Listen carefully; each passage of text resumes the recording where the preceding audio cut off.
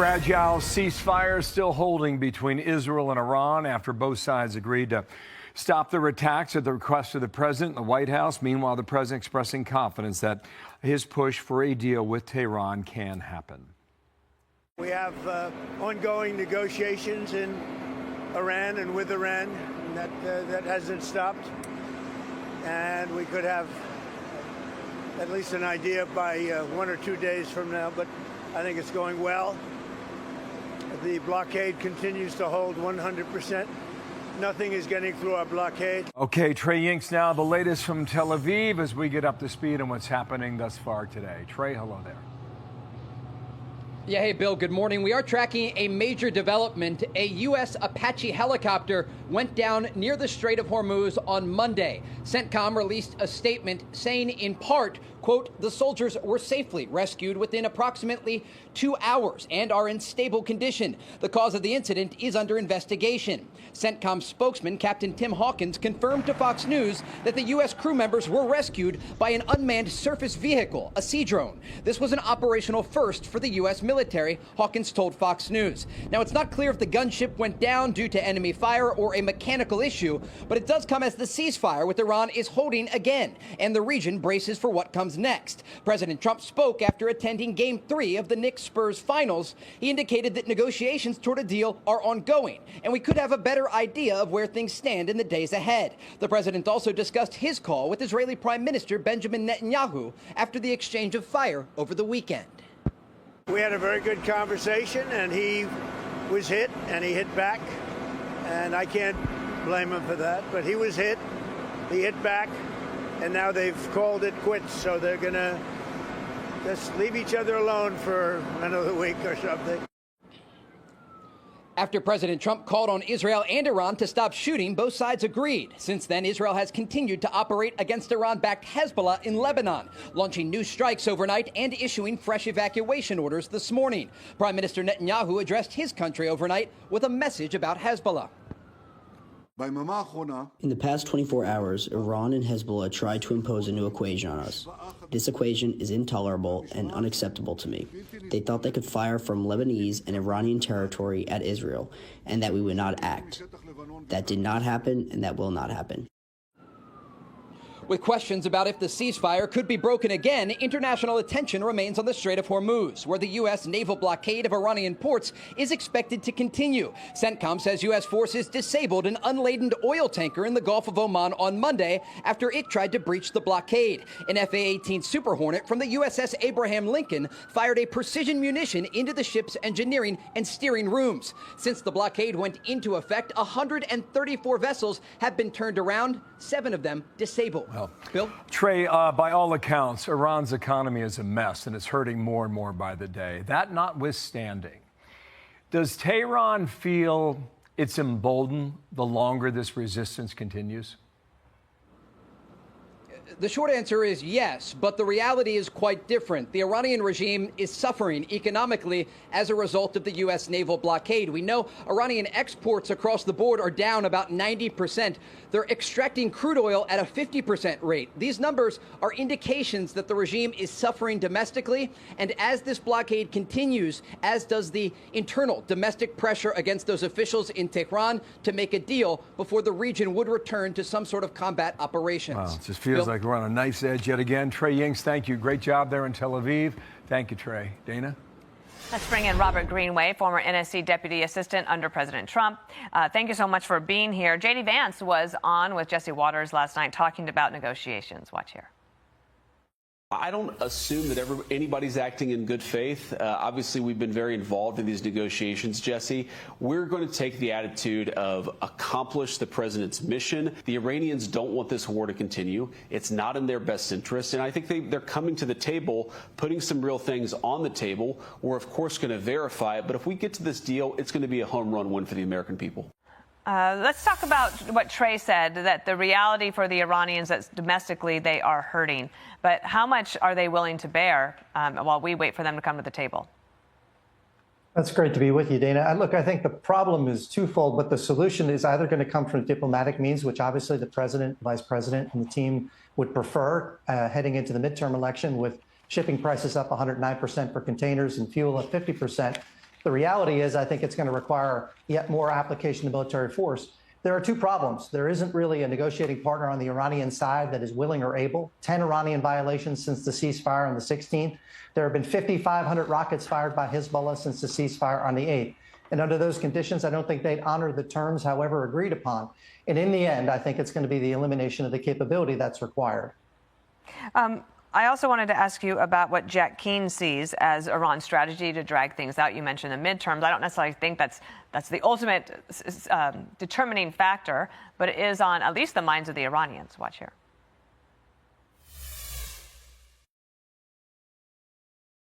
All right, that was Jack Keane. He said something brilliant yesterday. I'll read it to you since the video isn't playing. He said the real issue is Iran's sincere about making a deal. It seems like every time we get close, no deal. And why is that? Because I think the people really in charge don't want to deal, or they want a deal that are terms that are completely unacceptable to the president. So is there anything that you think that the United States can do, short of military action, that would get them to where the president wants to be? Well, I think General Keene's comments are exactly right. I think they are playing for time. The midterm, they think, applies unique pressure against the president. I think their calculations are wrong because their economy is essentially dead. We're just waiting for the funeral to be announced. And that, of course, puts pressure on what's left of the political leadership. And the IRGC are fragmented, and I don't think they're in charge entirely of the Iranian system. So I do think that the president's right to achieve a diplomatic breakthrough. I don't know that it'll be a breakthrough, but it might allow for a slight alleviation of the pressures and the economic difficulties. But ultimately, I think there's probably only one answer we're headed to eliminate the Iranian threat once and for all. I keep looking at all those little dots, and they haven't changed very much at all in the last 90 days. And I wonder, I've always been so concerned about the people who are on those ships, the innocent people who are caught in the middle and trying to get back to their families. They're running out of resources, supplies. They're trying to get some back and forth. Any word on what the rest of the world is feeling as we try to get this to a conclusion? Well, you're right, but there's a huge constellation of support network out there providing resources to ships that are now stranded. The reality is those dots don't change much, but a lot of them are turning off the signal that shows up and manifests in a dot, the AIS signal. And more ships every day are transiting through, thanks to the work the CENTCOM has done at the direction of the president. So there is now real quantities of oil that are transiting through. Okay. Of course, that's not Iranian oil, it's U.S. Okay, well, that is actually, we'd like to end a segment on a happy note, and here we are with you doing that. Thanks so much. President Trump is still pushing for a deal with Iran and says we could have an idea of the potential agreement in the coming days. And it comes as Israel continues to hammer Hezbollah in Lebanon, carrying out strikes just in the last hour. Aisha Hasni is live at the White House with the latest. Hey, Aisha. Hey, good morning to you, Brian. And when we talk about a potential deadline, that deadline could be in a number of days because the president, on his way back from the Knicks game late last night, told reporters that he'll have some sort of an idea of where these talks are going in just 1 to 2 days. Watch. We have ongoing negotiations in Iran and with Iran, and that hasn't stopped. And we could have at least an idea by 1 or 2 days from now. We're very close to having a very, very good, strong, powerful deal. If we do the bombing, a lot of people are going to be killed. Who wants to do that? I don't. And we'll have a signed document that's actually stronger than doing the bombing. So this morning, CENTCOM gave an update on those two helicopter crew members that were lost at sea. Apache crew members were told that they were rescued by American forces after their helicopter went down near the coast of Oman while patrolling regional waters. The soldiers were safely rescued within approximately 2 hours, are in stable condition. The cause of the incident still under investigation, according to CENTCOM. Meanwhile, the president is still trying to cool tensions between Iran and Israel after an exchange of fire this week. The Israelis are downplaying any friction between Trump and Prime Minister Benjamin Netanyahu, likening it to a lover's quarrel. And it comes after Trump reportedly told Axios that he warned Netanyahu that if he went back to war with Iran, he might find himself fighting alone. Vice President J.D. Vance telling Jesse Waters last night that the Iranians actually do not want war. And if there is a deal, it'll be a home run for the American people. I think the president's attitude on this is we have to verify, of course. One of the most important things to whether this ultimate settlement is a success is not what the Iranians write on the paper, but whether they actually comply with some of the requirements of the settlement that we come up to. The Iranians don't want this war to continue. It's not in their best interest. And I think they're coming to the table, putting some real things on the table. We're, of course, going to verify it. But if we get to this deal, it's going to be a home run win for the American people. So, Brian, the president has some policy meetings on the schedule today. Nothing that's open to the press, so we aren't expecting to see him today. So keep your eyes on Truth Social if there's any news. Brian? And if something does open up, I know you're going to be there. Thanks so much, Absolutely. Aisha. Appreciate You it. got it. Our next guest knows all about fighting in the war on terror and knows Iran. Retired Vice Admiral and Navy SEAL Robert Harwood grew up in Iran, led invasions in Afghanistan and Iraq, and joins us now. Admiral, I want you to hear this. Now, I know the foreign minister is talking to the president. They feel like they're making progress. And then I wake up and I'm watching this exclusive interview on another network with this other parliamentary leader. Watch. We do not see a serious will to reach a framework that could actually be implemented. And I think with regard to Iran's blocked assets, this is in fact a very clear and prominent example of that. As for uranium, enriched materials, enrichment itself, and nuclear issues, we are not currently negotiating on those matters. I don't know what to make of this. I know the president's talking directly to what he thinks of people in charge, but does this guy have a vote too? Are they working together or apart? This is Iran today. There's only one group that gets the vote, and that's the IRGC at the end of the day. And that's why these negotiations are their standard procedures. Milk it out for as long as they can, try to survive through a Trump administration, and try to get much as they can without giving up anything. That's what just happened in Lebanon. The president got the Israelis to stop attacking their surrogates, one of their elements of power. And at the end of the day, they gave up nothing for it. So this is the dilemma for the president. And I think at the end of the day, as he's indicated, there's got to be a timeline. This war has gone on for 100 days. The Straits of Hormuz remain closed. So the Iranians don't capitulate in 48 hours or some defined date by the president. He's got to act. There's a story out there, and these usually turn out to be true. The IRGC hardliner, Ahmed Vahidi, who evidently likes to blow up negotiations, is dead. The Israelis took him out over the weekend. Have you heard that? I would love to know it's true, but it doesn't really matter. They'll have someone else step in and fill the void. And then we got to target that. And that's the real end state here, targeting the IRGC and removing those guys who have been enforcing the Islamic Revolution, their policies and their programs through force on the Iranian people. So that's the ultimate end state. And for all the Arab countries in the region, that's what they need for long-term stability and security. So again, if the Iranians are not going to hand over the nuclear material, they're not going to stop funding their surrogates, and they let the Straits of Hormuz flow, unless you get that done in a defined timeline now, you need to act. The people like to push that the Israelis and the U.S. are separating on objectives, but we really have the same objective. Stop the terror organization and stop a terrorist regime, right?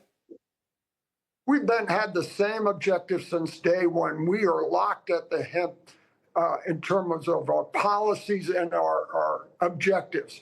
Now, day to day, some of those strategies may change. Who's got the priority? And they apparently are prioritizing the IRGC, where we've looked at missiles opening up the straits. But there's no doubt, there's no gap between the U.S. and Israel on the objectives here. It's just a matter of how we're going to accomplish that.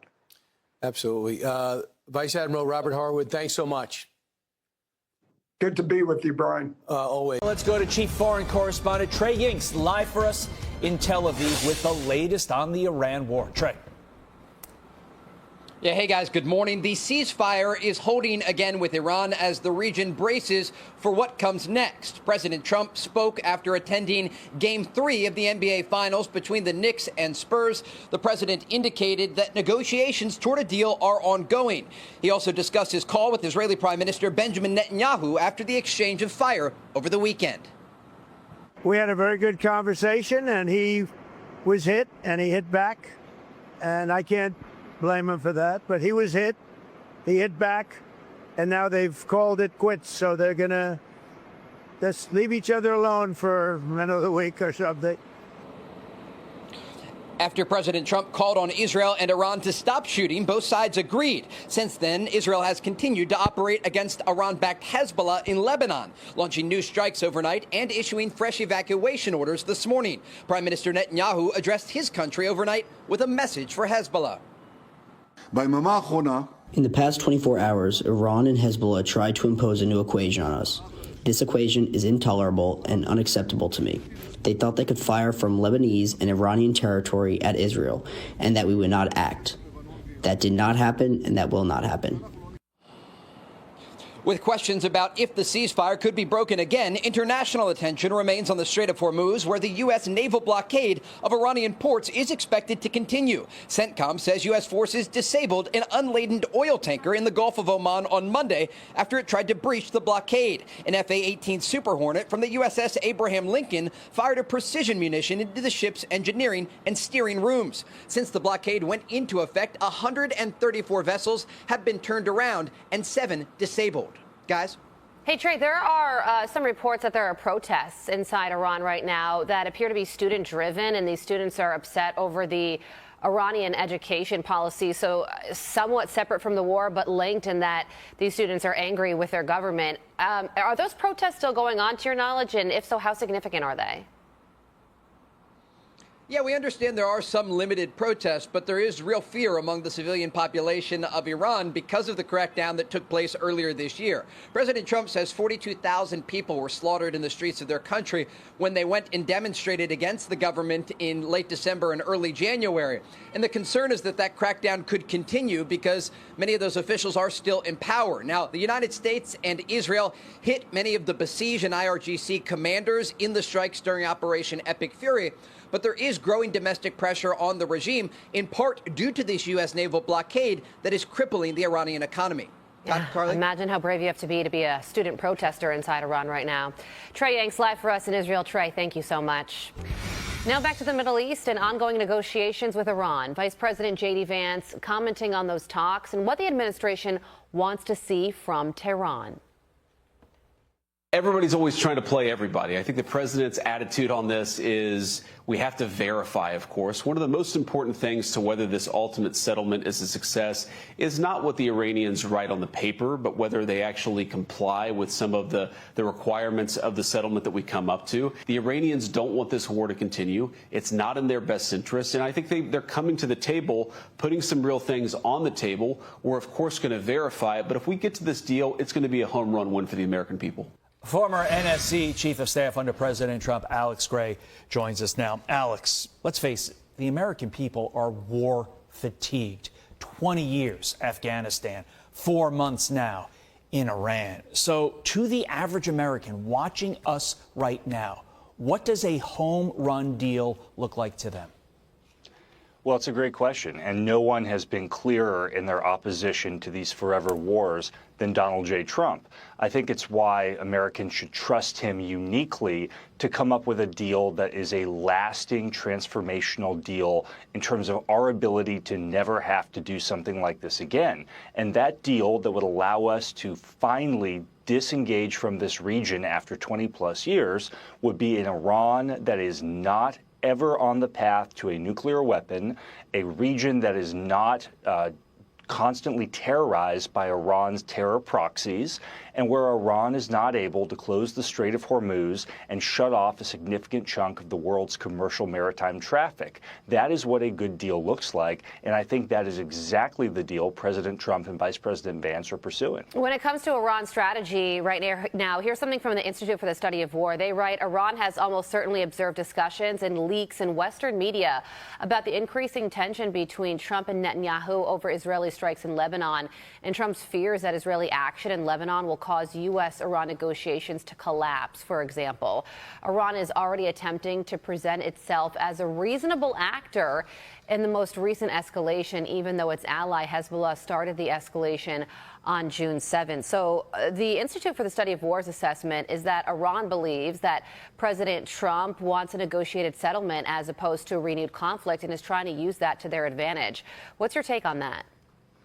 Well, of course, President Trump wants a negotiated settlement, but I think the president has shown throughout his time in office in both terms that he's never going to take force off the table. And the Iranian regime would be very foolish. It wouldn't surprise me, but it would be especially foolish for them to think the president was taking the force off the table. He's kept an exceptionally large and potent U.S. naval armada in the region. He has U.S. assets all around Europe and the Middle East. I think the president is more than willing to use the American big stick if he has to, but he certainly doesn't want to. And I think that's for the primary reason that the blockade that the U.S. Navy has imposed on Iran, as your reporter covered earlier, is bearing fruit. It is crushing the Iranian economy, and it is already leading to signs of social unrest that the regime is not going to be able to ignore much longer.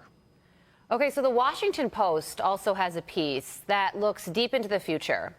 And it makes a case that even if President Trump doesn't reach all of his declared objectives, he could still achieve real change in Iran. Here's the key line. The Washington Post op-ed writes, even with aid, Tehran's ability to manage its domestic woes will remain limited, and the internal pressures will build. They may not lead to the collapse of the regime, but they could produce what Khomeini greatly feared, the emergence of an Iranian Gorbachev, a leader who wants to prioritize domestic development, reach out to the public, and end confrontation with the outside world as organizing principles. What are your thoughts on the chances of something like that happening? You know, I think it has a real chance of success for the simple reason that the Iranian regime is predicated on appearing strong and imposing to its own people, scaring its own people into submission.